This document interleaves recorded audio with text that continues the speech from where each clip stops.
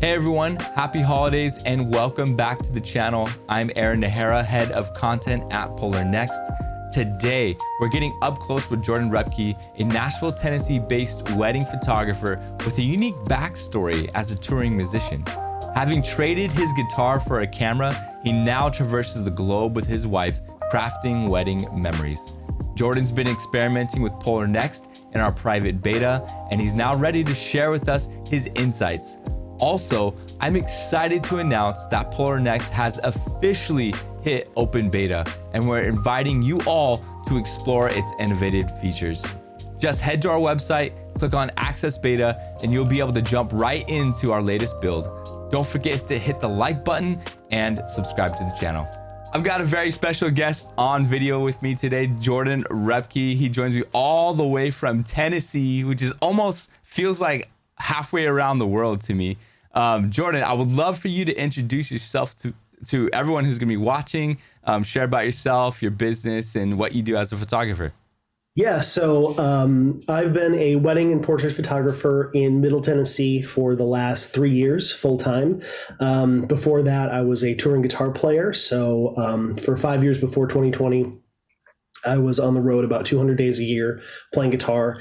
And so when 2020 happened, when COVID happened, everything shut down, and I made the decision to go full time into wedding photography. And I'd been doing some photography for the band and for different artists around Nashville and things like that beforehand. And I'd studied a little bit of cinematography in college, so I had a good idea of what was going on there. But I really decided to pursue weddings, and it's been fantastic ever since. That's awesome, man. 200 days of the year on the road. I mean, talk about, I mean, being an elopement photographer, are you on the road as much as you were as a musician? No, absolutely not. I think this last year was great for us because we probably did 15 road weddings, I think, This last year. And it was our first year really kind of branching out into serious travel. But going from 160 shows on the road every year to like 15 weddings on the road every year, and basically multiplying my income by a factor of 10 has been really incredible. Wow. So for at least yourself, you're redefining that term, starving artist, right? You're still an artist, but you're no longer starving. Absolutely. That's awesome. And so Tennessee, I mean, that is a big populated area. I mean, where you are, I'm sure there's thousands and thousands of wedding photographers. How do you stand out? How do you get yourself out there so your clients see you and your work? Yeah, for sure. So, in Tennessee, where I am in the Nashville area, I think we have a population of like 820,000 right now. About 100 people move to Nashville every day, and I swear 90 of them are photographers. In our local community Facebook group, we have about 30,000 members, and that's, all gamuts, people who are just, moms with cameras, people who are hobbyists up to your seasoned professional. But what I've been doing is, all of my growth since 2020 has been on the back of paid Facebook advertising. And that has worked really, really great to get me in front of couples first and to make sure that I'm the first person that they get on the phone with, the first person they have a conversation with. I can set expectations. And that really helps sort of build rapport. And even when, you have a client who comes back and says, "Hey, we're gonna check out some other options. We're gonna talk to this person, talk to that person."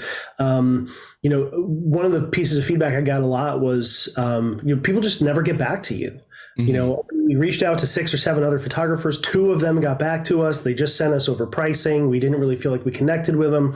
So I work a lot on making sure that we're developing rapport, that we're, communicating, that we're developing a relationship before they decide to move forward. So getting in front of couples first, developing a relationship, and then hopefully, photographing your wedding. How would you rate marketing compared to the other aspects of your business? Let's say post-processing, editing. How important is each of them? Would you rate like marketing being like 60, 70% more important than the post-processing?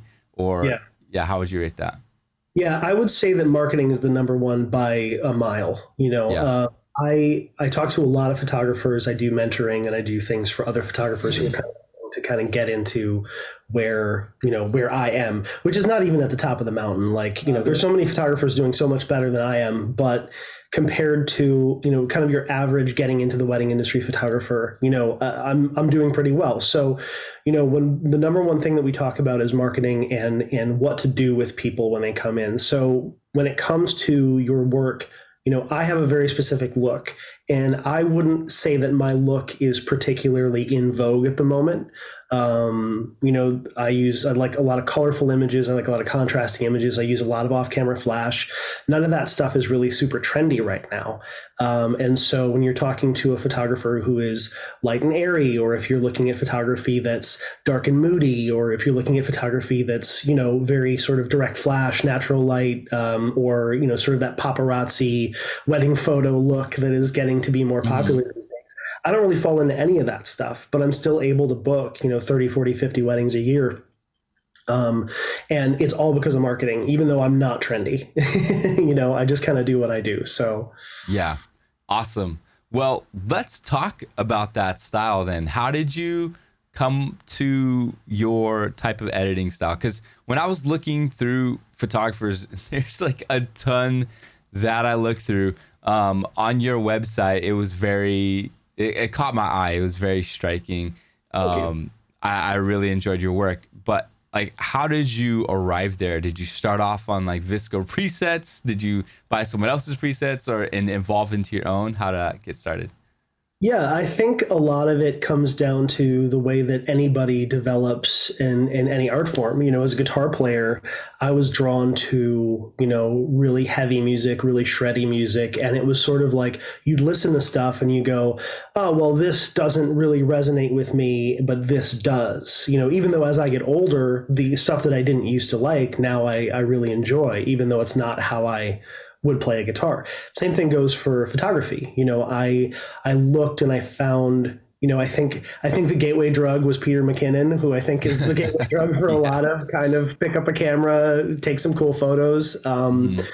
And but I wouldn't say that I shoot like Peter McKinnon. I love, Alan Palander. I don't think I shoot like Alan Palander. Yeah. 90% or 95% of the things that I was drawn to were people who were using off-camera flash. And so it was like, okay, well, I got a camera. Now I got to get a light, now I got to figure this thing out, because I look at this stuff and it's all great, but it doesn't speak to me the way that this other thing does. So it was just a matter of, looking and seeing what I liked and what I don't like, and communicating with other people who are in, kind of have the same visual aesthetic as I do, and going, hey, what do you use? How are you doing this? What is that? And I think like everybody, well, not like everybody, I actually started doing everything by hand. Wow. I didn't start with presets. In fact, I was very anti-preset for a very long time. And, one of the things that happens then is you sort of bounce around from thing to thing, and you're like, okay. And my wedding look was consistent in that it looked like my work, but it wasn't consistent in color, or it wasn't consistent in vibe or style. It was very, maybe here I'd crush the blacks, maybe here I'd lift the blacks, maybe here I'd, a little more contrast, a little less contrast, try some cinema toning, teal and orange or whatever it is to try to get that look. Yeah. But recently I've started using the Soulmate presets, the small presets. And I found that those really, after kind of developing my own look and my own style, those vibed the most with me, as opposed to just jumping in and being like, I want to be a light and airy photographer. Let me go buy some Maston Lab stuff. Or I want to be a, dark and moody photographer. Let me go buy a Greater Than Gatsby pack, or, whatever it is. So yeah. What is your workflow? How do you process? And we can even go back to like when you started first using Lightroom. Yeah. So when I first started using Lightroom, I would kind of go through and you kind of do what everybody does. You stick to the basics panel, and then maybe you find out about the calibration panel and your stuff goes wonky for a minute because you're playing with all the knobs, But you stick with the basics panel and you go, okay, this is pretty close. And then you go, well, what does this curves thing do? And then you play with the curves and you're like, okay, that's interesting. And then you get to the HSL and you're like, well, what does this do? And you kind of move it around. And just like with everything, I think, you do too much and then you back it off. And, you have to learn by doing too much. And so when it comes to, starting with Lightroom, there were a lot of things that I really liked about Lightroom, but it was just kind of, dipping my toes into it. And then after a while, I started doing a lot more studio photography and really getting into studio work. And so I moved over to Capture One. And there's things about Capture One that I really, really love. I think the raw processing is fantastic. I think the output looks way better than Lightroom does. I think it's easier to get the look that I want in Capture One. However, it's just not as robust an ecosystem. And so when you're trying to go up against the 800-pound gorilla that is Adobe, you're probably gonna it's gonna be harder for you to compete. So I ended up moving back to Lightroom once they introduced the AI masking.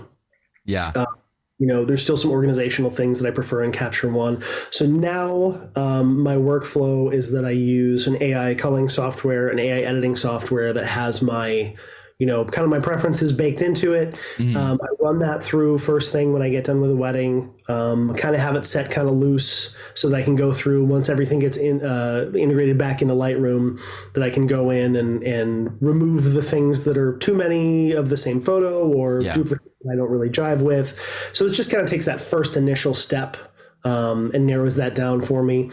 And then I refine the edits, and that's kind of how I do. But I really love the AI introduction in culling, in editing, just as a first step, just for consistency sake. Yeah. With the addition to AI these last couple of years, it's definitely upgraded our workflows. And as you said, even with AI editing, Imagine, After Shoot Edits, Batch.ai, those ones that I'm familiar with. It's pretty cool to see these programs and softwares come out that can help take those mundane tasks off your plate a little bit, because you, Jordan, still are the artist. You still dictate how your images look. You're still dictating how they're going to be presented to your client and all that. But the vehicle in which we get there through editing is going to change, and if it can change for the better, I'm super excited for it. Real quick, before we jump into what we're going to talk about today, Polarr Next, I want to hear, is there anything right now that's currently out there with AI that isn't really living up to your expectations or kind of falling short to what you want in a good program or software? Yeah, I think that nothing is perfect. And I think that is something that is really, really important to think about when you're looking at any of these programs. Even if you're looking at manual editing programs like Capture One or Lightroom, right? There's always a compromise. There's always going to be something where you're like, man, I wish this did this, or man, I wish this did that. And I think that where we are with AI right now is these big strokes, these large brush strokes of, man, if I can just get rid of all the photos where people are blinking, that would save me 20 minutes. Man, if I could just get everything exposed and white balanced correctly before I even start to look at it, that would save me 30 minutes. If it takes you 2 seconds, but you're doing it over 5,000 images, it takes you a while. And so I think that that's important to think about. I think there's a lot of places where I can kind of see AI going in the future. And I think, better organizational tools, I think more refinement or more customability with certain aspects of culling, certain aspects of image selection, understanding that, an off-camera flash image is not going to have the same overall exposure as a natural light image, and stop trying to make it that way. Those are the sort of things that I really see where, if AI can learn in the next 2, 3, 4, 5 years to really go, hey, I know Jordan likes to really use a lot of off-camera flash, but occasionally he doesn't. But they should still sort of have a similar vibe. And so, that would make it a little bit easier, I think. And I think that that's going to happen. But we're still in early days. Yeah. Awesome. Well, let's go ahead and shift gears. So we're going to start talking about Polarr Next, and I'm going to change our screen as well. So we're going to show your desktop. Cool. And we're going to talk through this. What's interesting about this video today compared to the ones that I've done in the past so far is that the other guests that I've had on stream are people who have been talking with our team since April, since May, giving feedback and support. Jordan, when did I reach out to you? Maybe 3 weeks ago, 3 weeks ago. yeah. And so what we're getting here, chat, or not chat, we're not live streaming here. What we're getting here today is, Jordan's initial impressions, just fresh out the gate, so I'm really excited. I told him, feel free to speak his mind. He doesn't have to mince, cut words or anything like that, but I would love to hear his impressions and things like that. So when I did reach out to you, you got this email from Aaron about this AI batch editing program. Like, what were your thoughts going through your head? Yeah, so the previous experiences that I've had with batch editing AI are probably, your imagines and your aftershoots and your where it's kind of like, okay, we're going to go and we're going to take this into the cloud, and the wizard is going to close the curtain and do stuff and then send it back to you after. So I really did like the idea of, hey, you adjusted these 5 or 10 or 15 or 20 things. Now we're just going to go and update all of your things in real time, and you can kind of go, hey, that's cool, or hey, that's not cool. So that's really, really interesting, and to kind of see the level of consistency and just sort of as it just sweeps through your gallery is really, really interesting. I think that there are some inherent drawbacks with that, which I think we're going to talk about. But I think that it's an interesting and novel approach for sure. Let's take it from a project. Do you have a clean project we can import into? So this is one that I just did. You can see already that it's not exactly right. 3,000. That's more than I've ever I think my biggest is 1,600. Yeah, so this is a wedding day. This is what a typical wedding day looks for me. It's an absolutely clean, and you can see here it's imported the JPEGs that I had delivered. Actually, if I double click on this, I want to see if it did something. Just reset all to, yeah. So that was the JPEG that I had. Yeah, and it's still processing. Look at that. Yeah. So, oops, where we go? Okay, so what I did here was I took this through the process. Mm-hmm. If you'd like, I can re-upload this and just kind of take it through the process again, if that would be helpful. Yeah, if you would like to. Yeah. I mean, you got 3,000, so I mean it'll be processing things like that, but we'd love to see that. Sure. One thing you mentioned, a lot of our impressions with AI editing and things, and something that I'm still trying to kick out of my vocabulary is, when you import your images with Polarr Next, we're not sending your images or a catalog to any type of separate server. Like, all of this is happening on your local PC machine, which a lot of people are more comfortable with. I've seen like in YouTube videos of the other AI editors out there, people like, oh, you lost me at uploading to a server, even though I'm sure they don't take your information or keep your RAWs or keep your catalogs or whatever. Just the fact of like sending it out to somewhere that you don't know where it's going really. Is a turn off. So, for me, I've had to like kick that out of my vocabulary, like, oh, Polarr Next. No, it's just all locally happening within your PC, just within the browser. Yeah, for sure.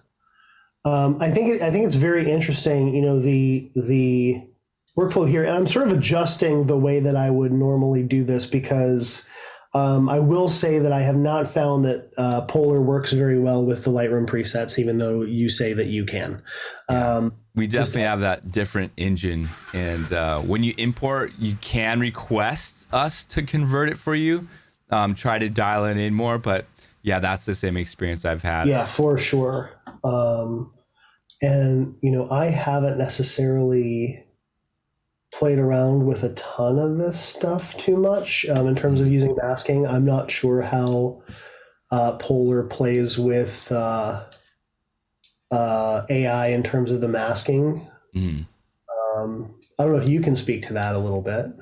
Yeah, I mean, so right now, officially, we are open beta. So we've kind of jumped out of private beta. We are now into open beta. We are still working on bringing out more features that will bring us to parity with Lightroom. And I mean, I think within our time that we've been interacting, Polarr Polarr Next probably looks a little different to you. Like down below, you can see the little blue thumbs up where it shows you the suggested images. So we've added that. In the top right, you can see the setup progress. That was fairly new. But masking was pretty big that we're working on. And so we do have sky masking, subject, background, and those are still getting dialed in, but they're performing pretty good, especially in images that are bride and groom portraits or things like that. When you do the subject masking, it'll lock on, it'll lock on fairly good. But we've had some, other photographers and influencers comment that, it's not really masking unless you have brushing, and that's something that we've got coming out pretty soon. I've seen the brushing with my own eyes. It's pretty awesome. It's fast. It works and, behaves just like Lightroom. And I'm super excited about that. And, that's definitely going to be shipped out once we do the full release as well. You as an early adopter, in the next coming weeks, you can anticipate brushing is going to be in there. Yeah, I'm excited to see where the engineers and devs take everything as far as masking robustness. So the one thing that I definitely will say is, and we'll get there, I'll kind of talk about it a little bit as I get there. One thing too, in the bottom left in that gear, if you want to turn off that auto lighting and white balance, you can always switch that off. And it should be right there. Bam. Cool. Hey, that's cool. Okay, cool.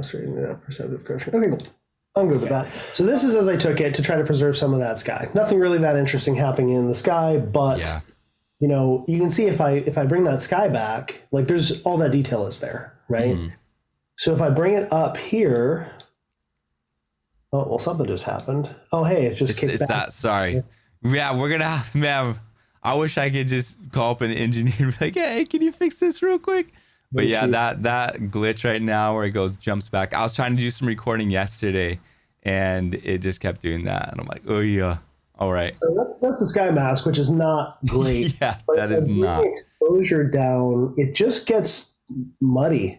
Plus all the spots it missed, right? Yeah. But it doesn't behave the way it would if I was doing it in the image itself, right?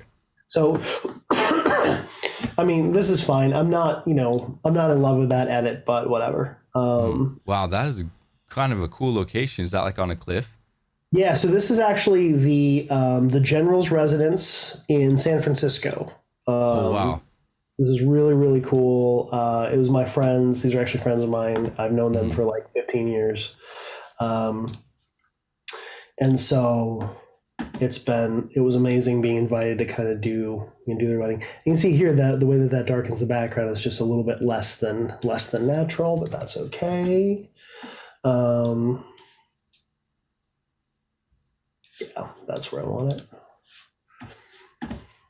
Again, these are not the pics that I would use for deliverables, but this is just out of the whole gallery. Yeah, I was noticing the background and I'm like, huh, that doesn't look like Tennessee. That's Alcatraz. Yeah. Man, I haven't been to San Fran in a hot minute. It's probably like high school. I love San Francisco.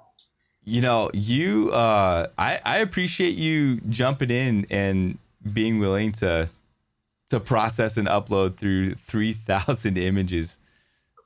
Yeah, that is, like I said, that is the most so far we've had from a guest. So it's been, and I'm not trying to sit here and make you guys like watch my entire process or anything like that, but I do think it's helpful for people to kind of get an idea for what this actually looks like. I think I'm gonna skip a little bit more and just I know it's less than the recommended number of images, but I think I'm just gonna do that, and we're just gonna finish the AI style. Well, and that's okay. The more the better to dial in, but you can run it with one. But that's kind of a major difference from us and others where like Imagine AI or Aftershoot, it's like you have to at least upload 5,000 of the same style. Whereas like what we're doing here on Polarr Next is you can see in real time adjusting and getting that feedback and getting it to how you look. Like yesterday, I was actually working in Imagine, recording a video, you know, and just I was like, okay, looking at the profiles, I'm like, okay, what one do I want, you know, and I ran it, and then you know you have to wait until it spits out the catalog, get it back into Adobe Lightroom, and you know this one, just that real time feedback and being able to look at it. So talk about workflow process and everything like that. I mean, again, this is a 3,000 catalog set. Do you normally work within like a 3,000 catalog, or do you usually bring it down to like 16, 15, 1,200? When I do my culling, usually I'll probably deliver somewhere between 800 and like 1,200 photos on a wedding day. But even with the editing, I edit everything, because if something goes wrong with the culling, or if something like, if I go, oh man, I love that photo, but I missed focus on that one. Let me see if maybe the next one I actually got it exactly right. Or let me see if, you know, the expression's a little bit better. He was blinking, or he looks a little weird, you know? So I edit it so that I don't, so that it's ready to go if I want to swap something out of something that was called out. Now with Imagine, the way that I would do that was I would only edit, because it's, you know, pay for edit. So I would only the ones that I wanted, I would go through my culling, and then I would edit those. And then if there was another photo that was better than the other, I just copy and paste that edit. That's another step. You know, so with Aftershoot, it's a situation where I just edit everything, because it's not pay per edit. Yeah, you know? Unlimited everything. Yeah. So, and again, here you can kind of see the difference between, I'm going to reset all here, unlock the edit, reset all. All right. Relock the edit. And then, nope. It just jumped up that bug. Did it again. Unlock the edit. That makes sense though. I mean, with Imagine, you pay for those edits, and then Aftershoot having that unlimited. So it's a different way that you interact with each program as well. So and I can see in this way too. You know, you edit to your heart's content, and then select the ones that you want to export. Yeah. Use your credits on. Yeah. And I think that's great. I think it's nice to like go back and just be like, hey, you know, this one was edited, and you know, it's more like, I think when you have your initial call, if you're calling raw files, you're looking at everything and you're going, you know, maybe I underexposed this one, or maybe whatever. But if you're looking through and you have an initial call that the edit has already been applied to, you might have a different reaction to it, just because, well, yeah, it looked underexposed on camera, but when I bring it up, it actually has this really nice quality to it that maybe, you know, maybe I didn't see before or whatever. So there's definitely something to be said about layering things together. I feel bad because like it's double processing all the JPEGs I have in this folder, and I don't want people to be like, oh man, the JPEGs he sent out look terrible. No, they're double processed. They're double processed. Yeah, no worries, man. I mean, we're still ironing this out, you know, and testing it out. And you know, one thing for me in my job, you know, reaching out to photographers, it is tough because everyone is in their groove. You know what I mean? Everyone has their processes and things like that. And it takes a lot to get people to try new things because, you know, your time is precious, you know, and you're working, you're editing. And then it's like, oh, now I have to learn how to edit in this program. And, you know, that's kind of been something for me as a photographer. You know, I've had a bunch of engagements in Ohana sessions these last couple months. And I started using Polarr Next, and it came to a point where I literally just had, because once I tried using my presets, and I was like, all right, these are not working. And I just had to like switch my brain off and be like, okay, from here on out, I need to edit Polarr Next. Like, stop thinking Lightroom, stop, you know, like thinking, oh, I'm missing out on these. I know it's in beta, but like, let me just start editing within these parameters, you know, and like that understanding that like maybe the luminance isn't as good as Lightroom or blah, blah, blah. but let me see if I can turn out something that I can export and get out there. And, and so that's why I appreciate your time and, checking this out and playing with it, because your feedback is going to help make this program better. The feedback and, what features do you miss the most about Lightroom? What do you think is worth translating over to Polarr Next? Those kinds of things really do make a difference. Yeah, I mean, for me, I think the ultimate test of any sort of DAW, it's not DAW because that's audio, because I'm coming from guitar playing. I think the ultimate test of any sort of raw development software is number one, the raw development itself. The color profiles and how does it handle raw images. And I think that the difficulty with doing something in the cloud, in your browser, through Google Chrome is always going to be, having a real one-to-one information exchange between raw file and development. Because there's no way, if I'm throwing in 4,000 images, which I constantly am, if I'm throwing in 4,000 images, there's no way you're going 60 megabyte raw files, 4,000 60 megabyte raw files from a 61 megapixel Sony A7R4 into Google Chrome, developing it this fast using AI, and have, and not be lossless when it comes to that. So, when you're trying to make that transition work in a browser setting, you have to ask yourself, like, what am I giving up? What's being lost here? And what it seems to me is that there's a lot of color and data and all that stuff resolution that is just not translating to the point where I can trust that what's coming out of this is actually what's going to be delivered in the final JPEG. And if it is, then I'm sort of cutting myself off at the feet here, because I'm losing a lot of the information that I would normally be using in a raw developer. It's the same thing with Capture One. Like, Capture One is the best raw developer. It handles the colors the best, the dynamic ranges the best, the gradations are the best, the camera profiles are the best. But it's not as easy to use as Lightroom is at the moment. And it's not as ubiquitous as Lightroom is at the moment. So, we've all sort of decided that it's okay to lose a little bit of that for the convenience that Lightroom has. And I guess the question for anybody moving into a system like this is it okay to lose what you're losing? Because you're always going to lose something doing it in a browser base. And I don't think that there's any way to get around that. I really don't, unless we all get, 100 terabyte a second internet connectivity speeds and want to pay out the nose for data. I just don't see any way that you're going to be able to do that in a browser quickly and efficiently.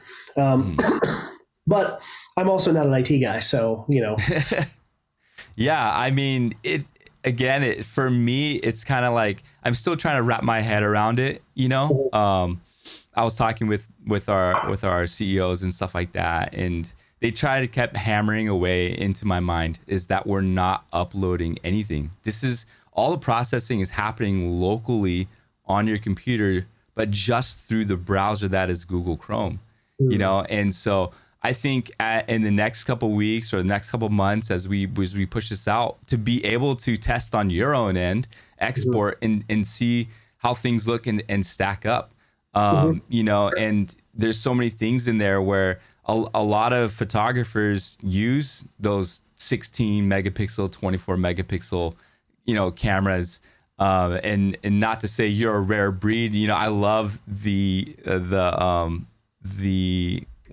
commitment to lossless and, 100% RGB colors and just, all your quality there. But a lot of photographers, they export their images at 70%, which I do 800. I do 100 all the way, 300, PPI or whatever. But there's a lot of people that do export at less quality and things like that. But that's a really good point that you brought up. From going from raw down to the delivered, what gets lost along the way as you edit, as you retouch, as you put into your Topaz AI to do noise reduction to Photoshop, and then you're finally spitting out these images. It'll be interesting to see, and I would love to hear your feedback the next couple of weeks. If you export and you can take a deeper look into that, like what is getting lost, compared to other things. Yeah. But one other thing I wanted to say too was, as we've been talking and you've been editing, it's still processing. It's got 15,000 images to go. But from what I saw from you going from mask to editing to moving the sliders, there hasn't been any real like hitching or lags or slowdowns. Like, no, it's been pretty good. The program hasn't crashed. Like, yeah. Besides that history glitch. Yeah. Which is annoying, by the way. It is. I'm sure it's annoying. But it's pretty good. I mean, I would say like going through these and looking at these, hey, like here's a perfect example of AI not knowing what the hell's going on. Mm-hmm. Because, and this isn't a Polarr thing. This is an AI thing, right? Mm-hmm. Because like this is double processed, but like that's what I delivered to the client. And the AI looks at this and it goes, well, there's a lot of like really dark pixels in here. And so what we're going to do is we're going to do this. Like, no, that's not right. And it's a relatively easy fix to kind of get that, back to where you want it to go. But that is kind of going back to what we were saying at the beginning, which is just like, you're handing things off here. There's always a trade-off, whether that's image quality or making sure you get exactly that moment that you remember taking that photo from the wedding. I mean, I can't tell you how many times I've used a different program for calling. I've used Aftershoot for calling, and I've marked things as starred in the camera going, yeah, that's the one, because I mark. I almost call as I shoot. I 5-star for same-day previews. Wow. And so when I bump things into Lightroom, I'm sitting at the dinner table at the wedding. I'm uploading memory cards. I'm, doing whatever. It takes me about 20 minutes. I have these 100 5-star images that I've 5-starred throughout the day. I run them real quick through editing, and then I just do a slideshow right at the wedding. But I can't tell you how many times like that photo doesn't get into the final call in the software. So you're always giving up something. And the question is like, what are you comfortable giving up? Like you said, like, are you exporting things at 70%? And like, maybe if you're, I don't know, maybe if you're a Canon shooter and you love the Canon colors and you just want to use the Canon style JPEGs off the back of the camera, like whatever. Or if you're, somebody who's constantly taking white balance readings and getting your white balance perfect and you want to shoot in JPEG, I would never recommend shooting in JPEG, but if you want to shoot in JPEG, you can, Yeah. But you're always giving something up. You're always giving something. No such thing as a free lunch. So, So, but that's an AI thing. That's not a Polarr thing. I mean, that's an everything. Yeah. And in this situation here, I mean, I like what you did because you have your JPEG to the left of this image down below. And then you have the one you're currently on the right, which is the raw or DNG. In this situation, you would just create that look. And then you marked as a reference, and then it would edit the next like it in a way, So there it is. Bam. Seeing the deal right now, and let's see if we go here. Yeah, very similar. See, that I really like. I really like that idea, and I've been talking to other people about putting that kind of idea into their stuff. So. Yeah. So your time is very precious, and I thank you so much for jumping in, and we had a little technical difficulty in the beginning, but if you had a little bit more, do you have like I think that first catalog where it showed like 6 images or something? Yeah. So these are, hey, that is real big. What happened? Right. Nope. There we go. So these are images that I just fully raw processed myself. Within Polarr. So these are pretty close to. That one's gorgeous. I love the colors here, and just, I mean, everything in here that you did is beautiful. Thank you. Wow. Um, but this is just from Oh, that's scratch. beautiful. Thank you very much. This was, I think I masked it out effectively. So this venue was not pretty, and the sunset faced the parking lot. Wow. So if I go back to the original here, you can see the cars. Oh yeah. So I am literally lying down on the ground with my 85. My wife is standing up over, up over to the left with a speed light in her hand, Yeah. voice activated light stand. Wow. And so this is, if I just go through the history. Whoa. Wait, I thought you removed those cards. Okay. Oh, I did. Okay, so use the masking. Okay, let's see it. I'll just shut my mouth. Let's take us through. So I'm masking, and then I'm masking, and then I'm masking, and then I'm masking, and then I updated the mask, and then I'm masking, and I'm masking, and I'm masking, and I'm masking. And there they go. Now they're gone. Wow. So Wow. that's kind of the step. And I love having this history thing over here, by the way. I think that's fantastic. I hate that we don't have an undo button yet. We're still working on that, but I've been getting used to the history panel. Yeah. So that's cool. And same thing here, if we go to the original, how I took it, I'm using a wider, my F18 to get the sunburst, and then we're just going through, and as I just kind of click through and figure out exactly what's going on. But this is, by hand, how I would edit these, moving things around. And so I'm excited to take something, from that to that. It's awesome. If you are a certain type of shooter, if you are a certain type of person, I think that this is an absolutely interesting system. And I would love to see how this would eventually work its way through to being an AI profile, to being a look, And we had talked before on our last meeting about just, could you do what you do in Polarr? And the answer is absolutely I can. Wow, I love it, dude. Thank you so much for sharing that with me. And let me bring it back to our other.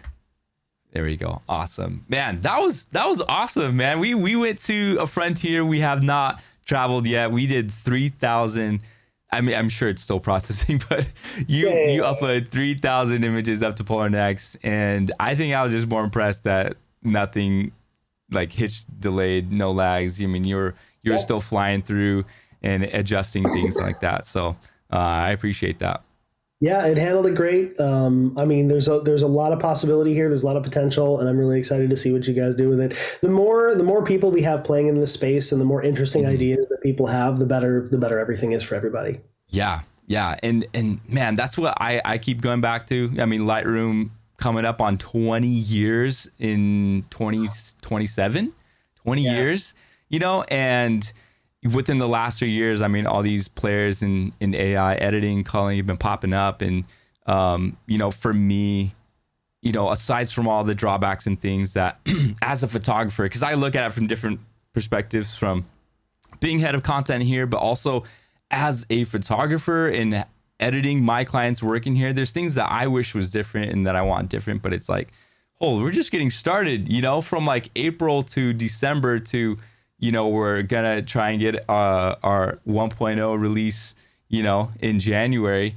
I'm excited to see where we go. I'm excited to see brushing in here. I'm excited to see, hopefully spot removal, an undo button, those kinds of things that we can pop in there. But most importantly to me, and what I got from this conversation was processing the image and getting those colors down and everything like that, so I appreciate you taking the time, sitting down with me, being willing to, edit through this and invest your time. I appreciate that. Yeah, happy to, man. Anytime. Any final words that you want to say to anyone out there or anything? I think my mantra for this year has been posting on social media is not marketing. you know. I'll do that and take that to the heart. My goodness. Woo. Oh man. So yeah, so market yourself. Your work matters less than you think. Market more, charge more, make more money, live the life you want. That's the important thing at the end of the day, and make your clients happy, of course. I love it. Well, I'm gonna put your website, your Instagram down in the video description below, so people want to follow you, check you out, and you know, you mentioned that you do mentoring and things like that.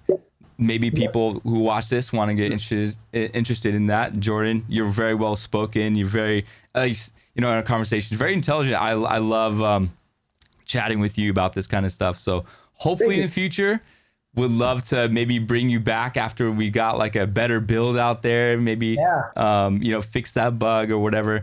But yeah, I'm interested in doing this journey with you. So. Again, thank you so much for taking your time to do this, and I hope you have a very happy holidays, man. Yeah, happy holidays, happy New Year, Merry Christmas, happy Hanukkah, all that good stuff. Yeah. All right. Thank you everyone for watching, and catch you on the next one. All right. Well, that's a wrap.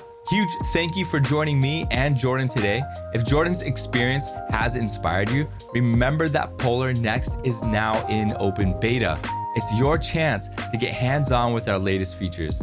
Just visit our website, click on Access Beta, and start your own editing adventure. Show some love if you enjoyed this video, hit that like button, subscribe for more stories and updates from all things Polarr Next. Happy holidays and happy editing. I'll see you on the next one.